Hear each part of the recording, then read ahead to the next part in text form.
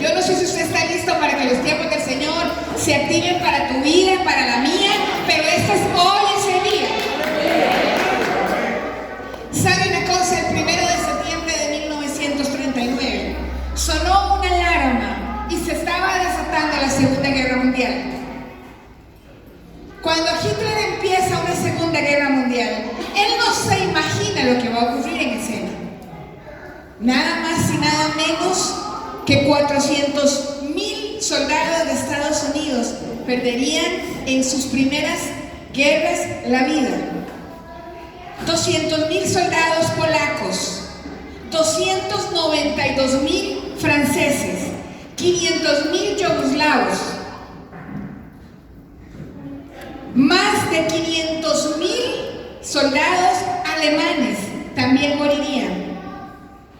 Aparte de eso, 6 millones de judíos iban a morir.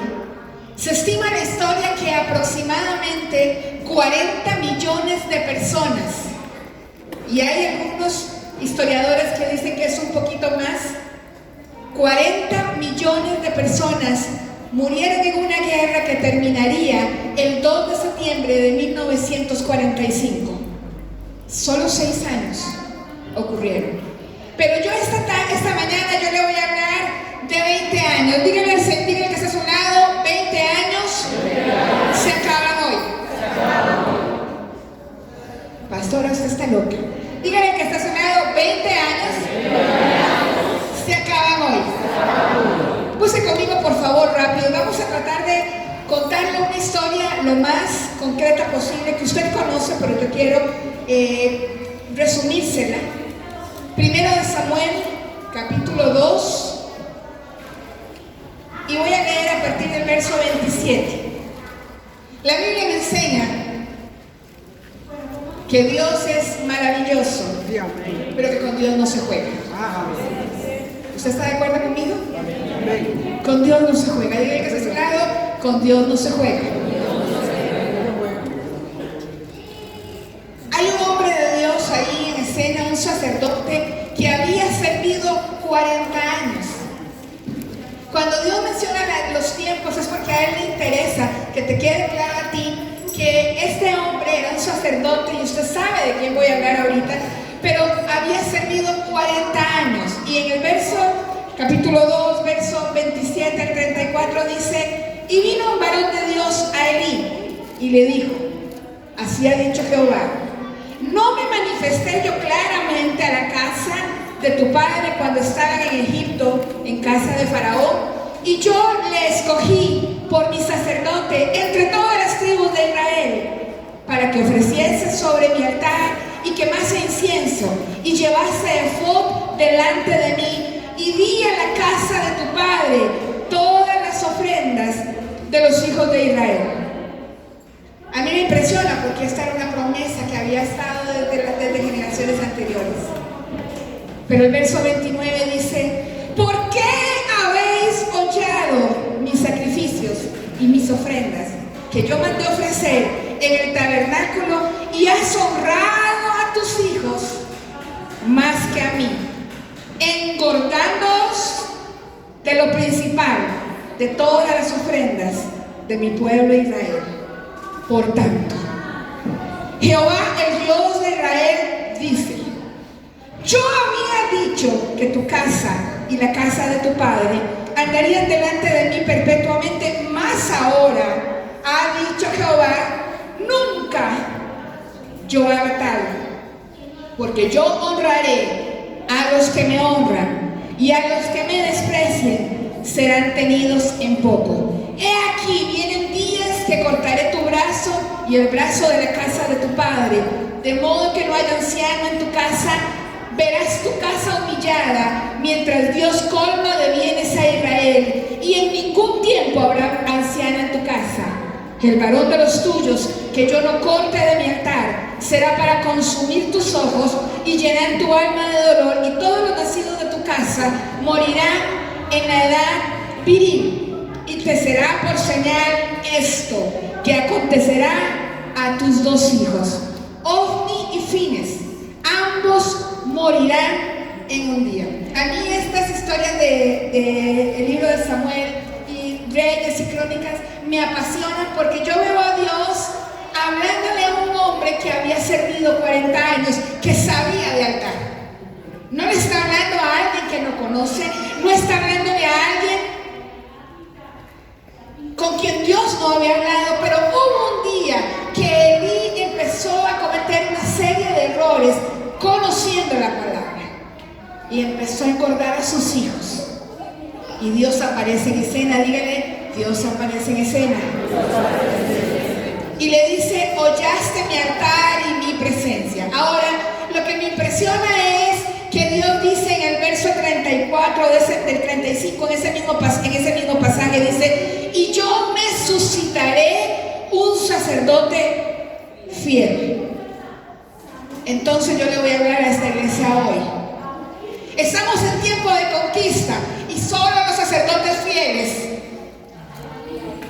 Vamos a ver si usted me va a entender al final de la historia. Solo un sacerdote fiel puede alcanzar la conquista de este tiempo. Dice, que haga conforme a mi corazón y a mi alma. Y yo le edificaré casa firme y andará delante de mí todos los días. Y aquí Dios estaba hablando de Samuel. Había un jovencito muy pequeño en la casa donde se guardaba el arca y el pastor había enseñado. ¿Se imagina usted a Samuel de edad de 5 años moviéndose dentro del área donde está el arca? Y él pasaba por el arca y él veía aquellos querubines que cubrían aquella caja de oro y él decía, Dios, yo me lo imagino, qué tremendo es esto, porque es que este lugar es tan sagrado. Y Samuel empieza a conocer. Dígale, tiempo de que usted empiece a conocer qué es lo que se mueve en el altar. Y entonces Dios mira a aquel joven y le dice a Elí, voy a llamar a un sacerdote que sea fiel. Perdónenme, iglesia, pero no estamos en tiempo de infidelidades, ni deslealtades, ni nada que se parezca, porque Dios anda buscando en este tiempo un sacerdote que tenga un corazón fiel. Ahora lo más tremendo es que lo que le estaba por acontecer a Samuel es que Dios le iba a hablar. Dígale, Dios te va a hablar. Y Dios llama a Samuel. ¿Cuántas veces le llamó y él no sabía que era Dios? ¿Los lectores de la Biblia? 3. Samuel, Samuel. Y se levantaba Samuel corriendo. Sí, Señor. ¿Cómo te llamaba? Le decía Elí.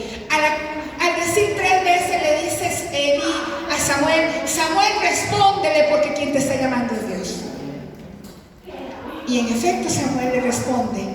Y el asunto es que en ese momento Dios le dice a Samuel, ve y dile a la casa de tu Señor que le recuerdo que es tiempo de que se cumpla aquella palabra. A mí eso me da así como frío,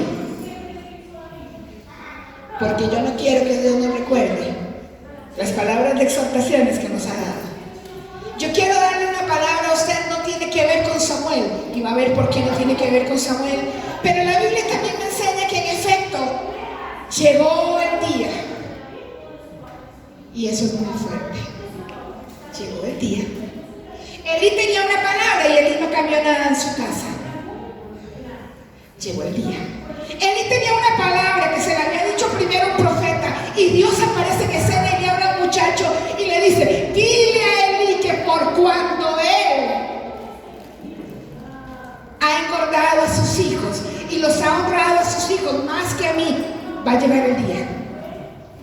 Y lo más fuerte es que hay una batalla. Dígale que está a su lado, hay una batalla. Y eso está, busque conmigo Primera de Samuel 4. Vamos a ir como rápido en la historia. Primera de Samuel 4, a partir del 1 dice, y Samuel habló a todo Israel. Por aquel tiempo salió Israel a encontrar en batalla a los filisteos y acampó junto a Ebenezer, y los filisteos acamparon en Afec. Y los filisteos presentaron la batalla a Israel, y trabándose en combate, Israel fue vencido delante de los filisteos, los cuales hirieron en batalla en el campamento a 4,000 hombres. habiendo palabra de Dios en escena, tienen que ser sacrificados 4.000 hombres.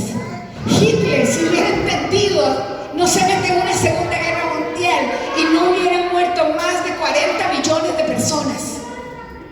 Pero entonces los filisteos, ellos ganan una batalla. Y la Biblia me enseña, si usted sigue leyendo el pasaje, le queda de tarea leer todo Samuel, todo Reyes, todo Crónicas. Dice que ellos, como siempre, iglesia, como siempre preguntamos, ¿por qué es que perdemos las batallas? ¿Por qué es que perdemos estas guerras? ¿Por qué será? Dígale que está a su lado, ¿por qué será? Y la Biblia dice en el capítulo 4, verso 5, dice: aconteció que cuando el arca del pacto de Jehová llegó al campamento, ellos mandan a traer el arca del pacto, ¿verdad? Dice: todo Israel gritó con gran júbilo que la tierra tembló. Todavía yo no he oído a Cartago temblar cuando la presencia del Señor se derrama en un lugar. Vamos a tener que hacer algo, ¿verdad? Dice: cuando los filisteos oyeron la voz del júbilo, dijeron: ¿qué voz de gran júbilo es esta en el campamento de los hebreos? Y supieron que el arca había llegado al campamento. ¿Sabe una cosa? Yo lo que no entiendo, en serio no entiendo cómo es que en tu casa no ha habido un temblor aún. Es porque el arca no ha llegado a tu casa. Cuando el arca llega a tu casa, tus enemigos saben que Dios llegó. Cuando el arca llega a la casa de alguien, algo ocurre y tiene que temblar. Ahora, el problema es que estos fulanos lo que tuvieron fue un acto de espiritualidad, porque en esa escena estaba Ofni y Fines. Todavía estaban comiéndose de lo más gordo del altar. Todavía se estaban prostituyendo con las mujeres que llegaban a donde estaba el arca. Todavía estaban Ofni y Fines en medio de la escena. Hoy yo le ordeno a todo espíritu de Ofni y Fines salir de este campamento. Amén. Qué claro que usted no diga amén. Porque creo que es tiempo de que nuestra fiesta sea vida en el cielo, pero sea vida en el infierno también. ¿Y saben qué es lo más tremendo? Es que los filisteos entendían que el arca representaba victoria. Aleluya. Y los filisteos tuvieron miedo. Tus enemigos ya tienen miedo. Si tuvieran miedo, estarían haciendo algo. Pero no. La Biblia me sigue contando que entonces ellos se llevan el arca, la capturan. Yo no sé, y yo quiero ser muy concreta porque quiero llegar a algo muy importante esta mañana. Yo no sé qué está pasando con tu arca, porque debiendo estar en tus manos, tu enemigo tiene capturada la presencia del Señor y no estás viendo victorias. ¿Será que estás con Ofni y Fines sentados en la sala? ¿Será que estás hablando como Ofni y Fines y Elí, que era un permisivo, llegaba y decía: ay, mis chiquitos, no importa, Dios es misericordioso? Y saben, los filisteos, díganle, sus enemigos, tienen un poquito más de carácter que usted a veces. Vean lo que dice en el versículo 7. Y los filisteos tuvieron miedo, porque decían: ha venido Dios al campamento, y dijeron: ay de nosotros, pues antes de ahora no fue así. O sea, ellos habían ido a pelear sin la presencia de Dios en el arca y habían perdido, pero ahora el arca estaba en escena. Y entonces dice: ay de nosotros, ¿quién nos librará de la mano de estos dioses poderosos? Estos son los dioses que hirieron a Egipto con toda plaga en el desierto. Pero ¿sabe una cosa? La iglesia ya no es como el verso 9, porque esto lo decidieron los filisteos, y la iglesia en este momento no está haciendo así. Esforzaos, oh filisteos, y sed hombres. Y a mí eso de verdad que me preocupó. ¿Cómo un enemigo entiende que tiene que portarse como hombre para ir a pelear y a traerse el arca a la casa, y la iglesia está siendo endeble y no se ha puesto la faja en los pantalones y está haciendo el enemigo lo que le da la gana con lo tuyo? El problema es que hay una herencia que dice que vamos a conquistar en este tiempo esta ciudad. Amén. Y seguimos siendo las mismas 120 personas todos los domingos. Declaramos 300 para Cristo y seguimos siendo las mismas 120 personas, porque no ha habido gente que se amarre los pantalones y se porte varonilmente como hombre. Si algo le molesta a un hombre es que le toque su hombría. Y los filisteos aquí dicen: vamos a comportarnos como hombre. Y fueron y se trajeron el arca. Habían jugado con los santos, Elí, Ofni y Fines, y la palabra profética se cumplió.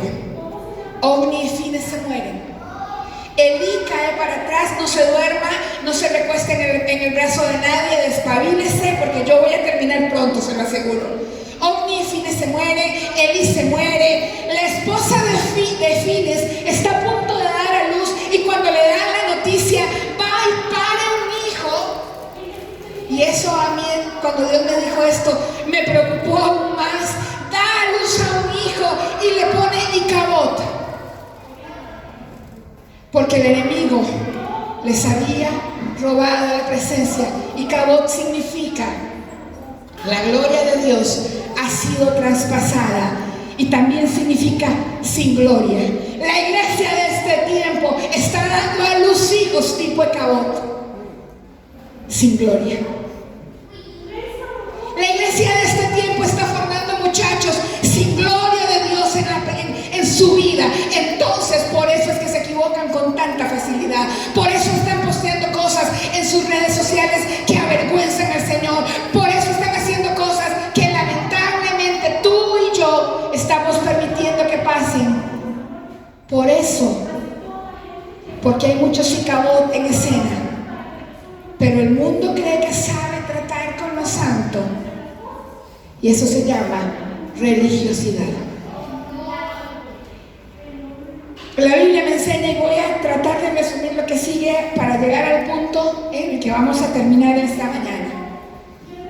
La Biblia me enseña que el arca fue puesta en casa de Dagón. ¿Qué ocurrió en casa de Dagón? Usted sabe, ¿qué ocurrió? Cuéntame qué ocurrió. Alguien que me diga. O le soplo. Alguien que me diga qué ocurrió en casa de Dagón.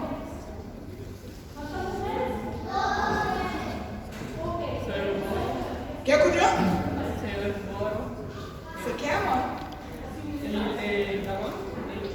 Dagón, ajá. La primera noche. Díganle que está a su lado. Una noche. Está Dagón en su lugar y está el arca, y se cae una estatua con las manos cortadas. Y esta gente que es tan religiosa coge otra vez a Dagón y lo sube, y sigue estando el arca ahí. Segunda noche, cae el arca y le quiebra la cabeza. La presencia de Dios nunca va a estar en tu casa si tienes a un Dagón sentado a la par de él. No sé si usted me va entendiendo lo que estoy tratando de decir. 2 días fueron suficientes para que un pueblo religioso entendiera que en el arca del pacto había algo que Israel no había entendido. Y los filisteos dicen: ¿qué vamos a hacer con esta historia? ¿Qué vamos a hacer? Porque este Dios que está aquí es poderoso. Y lo ponen, y tienen un poquitillo más de revelación que muchos, y ponen una ofrenda y lo mandan en una vaca, y llega a casa de Bet-Semes. Y sabe, la casa Bet-Semes era un pueblo de Israel. Había sido cananita y lo había conquistado Israel y se le había dado a Judá. Pero ¿sabe qué significa Bet-Semes? Una casa al Dios solo. O sea, que el arca del pacto llega a un territorio donde Dios, Jehová de los ejércitos, no es el Dios de la casa. Y lo más tremendo, ¿sabes qué es?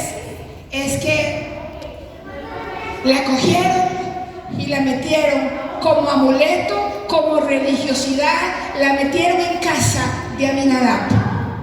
Dígale que a su lado, hay una casa de Aminadab. ¿Sabe qué ocurre en esa casa? Algo muy fuerte. Dígale que a su lado, algo muy fuerte. Y la Biblia me enseña que el arca estuvo 20 años en el olvido, en una casa de un hebreo sin revelación.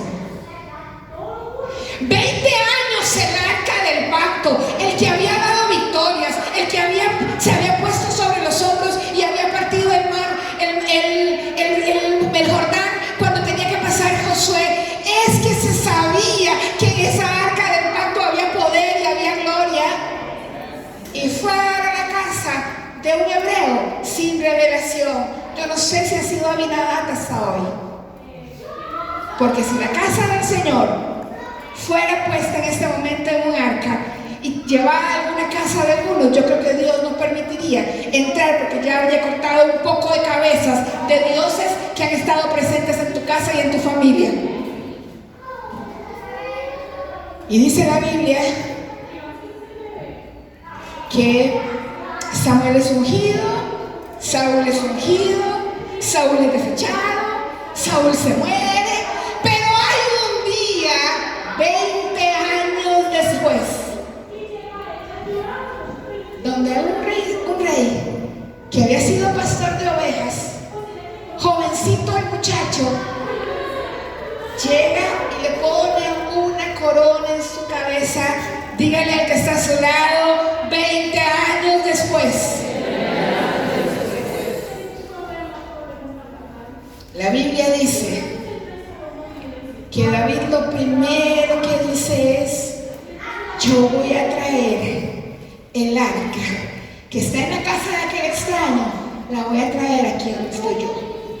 David el ungido, David el hombre de Dios, se va y se trae al arca. Yo quiero que usted empiece a disfrutar esta historia, porque la Biblia dice que él manda a traer el arca y entonces Usa, que no tenía que morir, era hijo de Aminadab. ¿Y sabe qué hicieron en casa de Aminadab? Ellos no valoraron la presencia de Dios, sino que un día se les ocurrió abrir el arca a ver qué había adentro. ¿No se llama falta de revelación?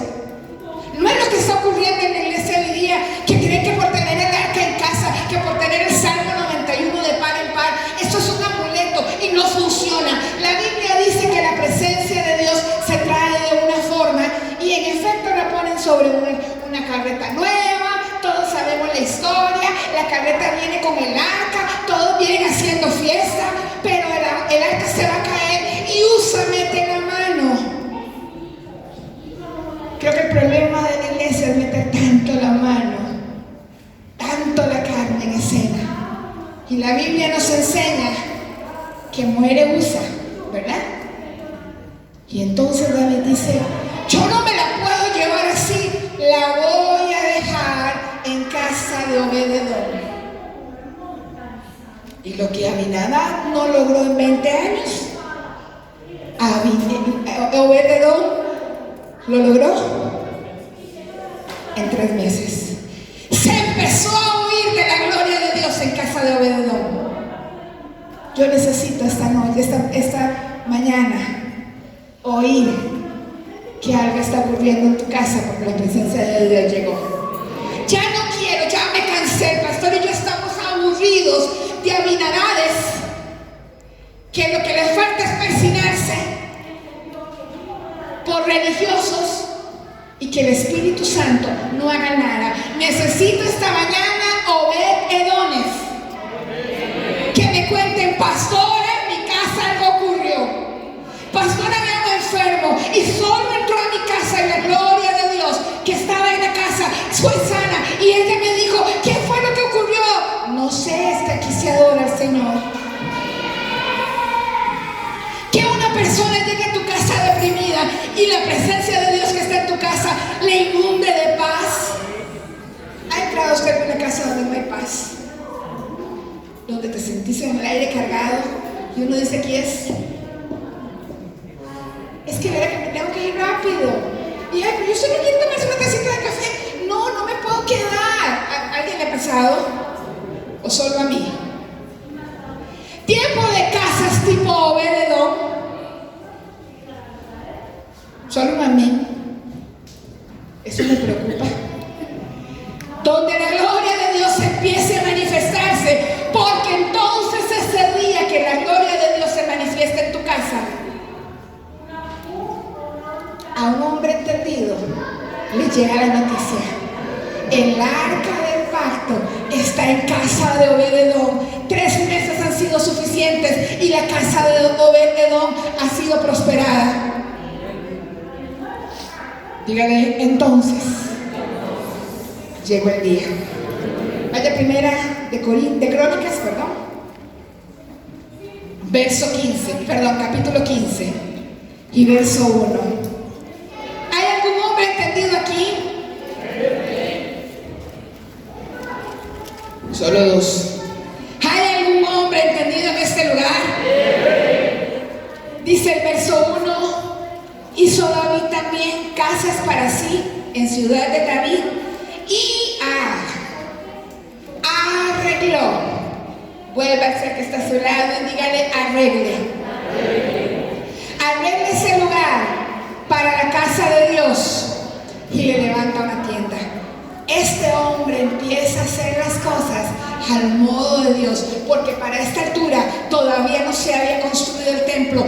¿En qué forma vivía el arca? Vivía en una tienda, vivía en un tabernáculo, tenía unas medidas específicas aquella carpa donde estaba guardada el arca.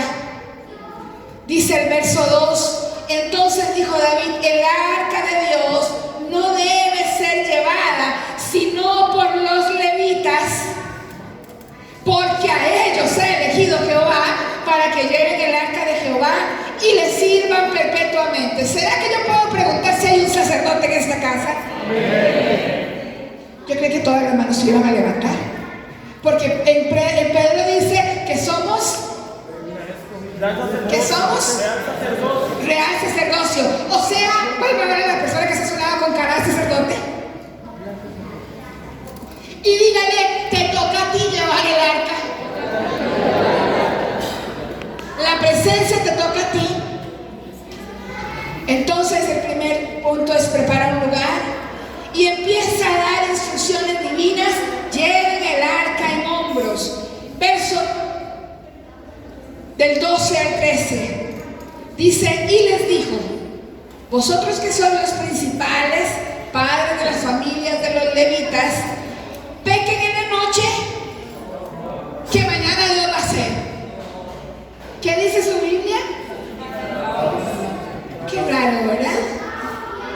Que todos en la noche pecan y antes del domingo: Señor, me siento tan culpable, perdóname, y levantan las manos y ya vienen listos. Yo no veo estas órdenes divinas en la Biblia. Y entonces: santificaos vosotros. Ahora, vean que está diciéndole: a los principales santifíquense, pero a tus hermanos, a los demás también. Así es que alguien puede aquí estar con un problema de identidad que no ha conocido que es sacerdote. También te toca. Qué pena. Te toca. Vuelve a ser que es sacerdote, te toca. Dice: vosotros y vuestros hermanos, y pasad el arca de Jehová, Dios de Israel, al lugar que le he preparado. Dios no va a ir a cualquier lugar. Siempre empezamos los cultos y a veces decimos: qué pesado estuvo el ambiente. ¿Cómo le cuesta a la gente entrar en este mover de adoración, en este mover de alabanza? ¿Será que es que entonces, yo creo que ya entendí, la gente no viene santificada? La gente no trae, dice el pastor siempre, su carga de leña, no la trae. Pero le tengo que contar que entonces esa leña es solamente para atizar el fuego que tú tienes toda la semana, y tú vienes listo, tienes un lugar preparado para que la gloria de Dios descienda. ¿Amén o no amén? Se va a hacer al modo de Dios. Dígale que está a su lado, al modo de Dios. Verso 15 dice: y los hijos de los levitas trajeron el arca de Dios puesta sobre sus hombros en las barras, como lo había mandado Moisés, conforme a la palabra de Jehová. No en una vaca, no en una carroza, no de yeso, no era el arca de la presencia del Señor, que iba a ser trabajada por hombres y mujeres santas. Y sabe una cosa, la presencia que está en el arca que tú portas va a provocar fiesta. Verso 16 dice: asimismo, David dijo a los principales de los levitas que designasen a sus hermanos, a cantores con instrumentos de música, con salterios y arpas y címbalos, que resonasen y alzasen la voz con alegría. Dios no quiere una alabanza, Señor Jesús.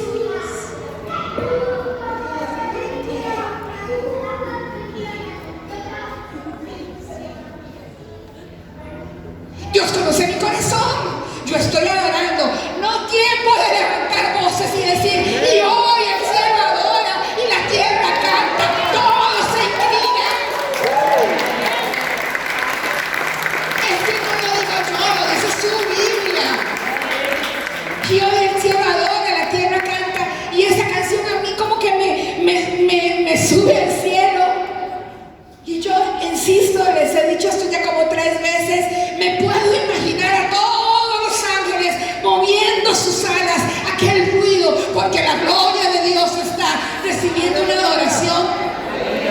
Eso es lo que está diciéndole David a la gente: prepárese en cantores, prepárese en los instrumentos, prepárese en las trompetas, prepárese en los tambores, ahí están las guitarras. Y David empieza: voy a ver, todo está listo. El arca transportada con manos correctas provoca la intervención divina. Espérame que no anoté esa cita porque yo en la mañana transcribí. Ok, verso 26 dice,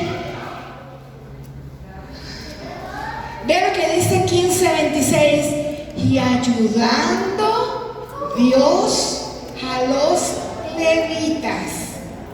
¿Vio la mano de Dios? Cuando tú estás listo, Dios viene a ayudarte para que tu alabanza sea clara. Cuando tú estás listo, te has santificado, ya tienes tu posición en el cuerpo, ya afinaste tu instrumento, ya te alistaste. La Biblia dice que Dios aparece en escena para ayudarte a alabar al Señor. ¿No te parece impresionante? ¿Sabes? Yo no había leído ese versículo, tengo marcados los de adelante y los de atrás. Pero ese no, dice: y ayudando Dios a los levitas que llevaban el arco del pacto de Jehová, sacrificaron 7 novillas y 7 carneros. Cuando Dios empieza a ver tu alabanza, te va a enseñar a ofrendar. Amén. Cuando tú no sabes ofrendar y no sabes honrar al Señor con tu vida, con tus bienes y con todo lo que te ha dado, es que todavía no te has santificado, porque Dios no te está ayudando. ¿Cierto? El saber tratar con el arca te da un lugar en la casa de Dios. Verso 26. Verso 24 dice: y Sebanías, Josafat, Natanael, Amasaí, Zacarías, Benaía y Eliezer, sacerdotes, tocaban las trompetas delante del arca de Dios. ¿Y quién está ahí? Obed-Edom no era el que había tenido el arca en la casa. Obed-Edom se supo tratar a Dios en su casa y Dios lo pone en la casa de Dios a servir. ¿Usted ya vio la promoción de Dios en esta escena? No puedes pedirle promoción de Dios a Dios cuando tú en tu casa no estás honrando al Dios que dices que es tu Señor. Dígale que está a su lado. Tiempo de provocar